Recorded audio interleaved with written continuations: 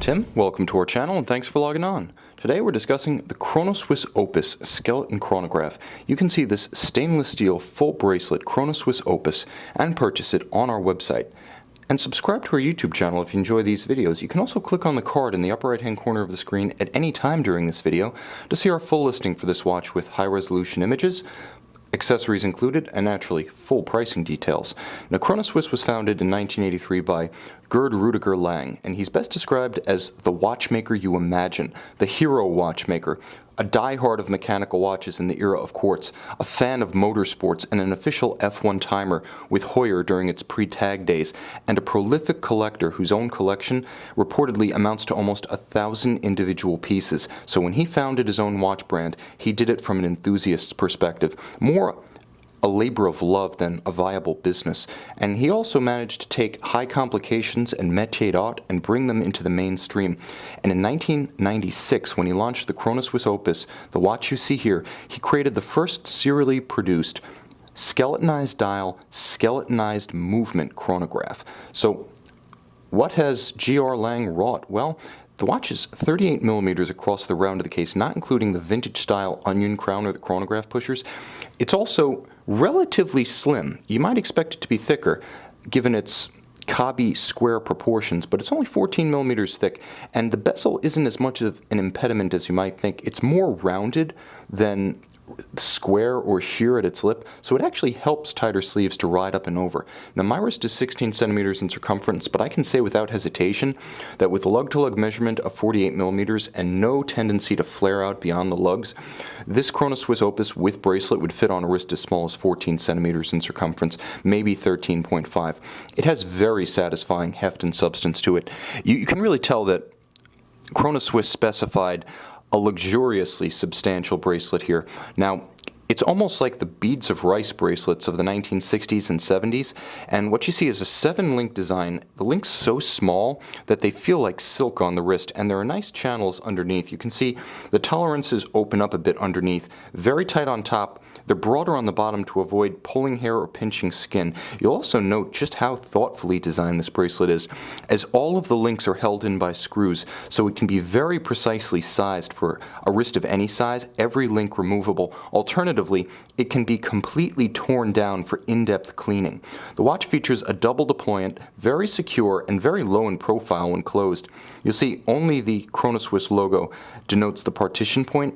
Twin trigger release, so that this is not friction fit. The watch is heavier than you think. It has pleasing substance, but Chronoswiss matched that with a substantial twin trigger clasp that requires a positive release to pop open. This one's not just going to open up like a friction fit can.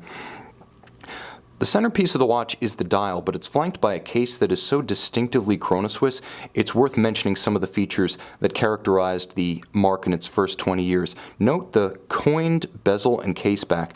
This is an old-time feature that Lang preferred on his watches in tandem with straight lugs. You can see they're straight, and they're fixed by screws. This is the more expensive way to fix a bracelet to a case. It's also the more secure way to do it. So Lang not cutting costs, even though Chronoswiss was known for offering value in complications and métier d'art, they were not cheaply made watches. It's also important to note that some of the vintage elements, such as the onion style crown and the beautifully, you'll note, guilloche cut turbine style chronograph pushers, are surprise and delight features that jump out at you upon second examination. The dial itself features some aspects that are characteristic of Chronoswiss and some that are quite unique to the Opus model. You'll note the Breguet style hands at center, and then you'll note an incredibly ornate and detailed fully evacuated dial atop a fully evacuated movement. Now, this was done using electro-spark erosion in order to make the skeletonization métier d'art more accessible to watch buyers. It also means, since the watch's caliber 741 automatic is based on a Valjoux 7750, I believe it's a 7750, not a 7753 here, but you'll note that the watch features robust set-it-and-forget-it convenience thanks to the 7750, with the look of a timepiece priced 2, 3, even 4 times what this watch originally sold for. And because it is based on a 7750, any conventional watchmaker who knows his stuff will be able to service this movement despite the fearsome look at first glance. Also important to note, thanks to the 7750, you have an efficient unidirectional automatic winding system.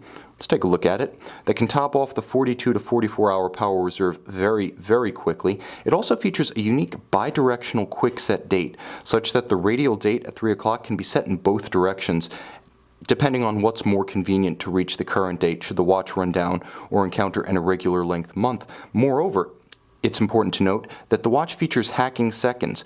Pull the crown out, stop the balance. Now you can synchronize precisely to a known accurate reference time. What I also want to emphasize is that when the balance is hacked, I was able to examine it firsthand, and it features a chronometer grade of hairspring, regulator, and balance. So it's not as though Chronoswiss took an off-the-shelf 7750 and skeletonized it. They ordered one of the highest specifications from ETA before they worked their magic on the movement.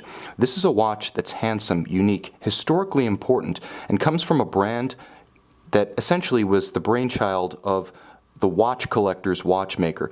Like I said, the watchmaker you imagine, the hero watchmaker and the champion of the mechanical watch. That was G.R. Lang, and this is his watch.